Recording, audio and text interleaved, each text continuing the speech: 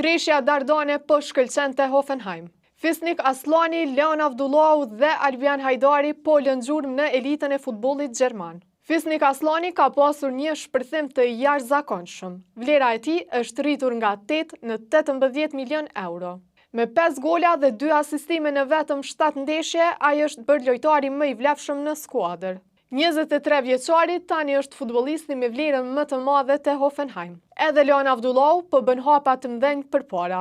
Mes fushorin 21 vjeçar ka rritje të vlerës së tij nga 10 në 12 milion euro dhe konsiderohet si një prej talentëve më premtues në Bundesliga. Ndërkohë, Albian Hajdari, i sapo transferuar te Hoffenheim, ka një vlerë aktuale prej 12 milion eurosh. Edhe pse ende nuk ka ndryshim në vlerësimin e tij, pritshmëritë janë të mëdha që ai të shpërthejë në muajt në vazhdim.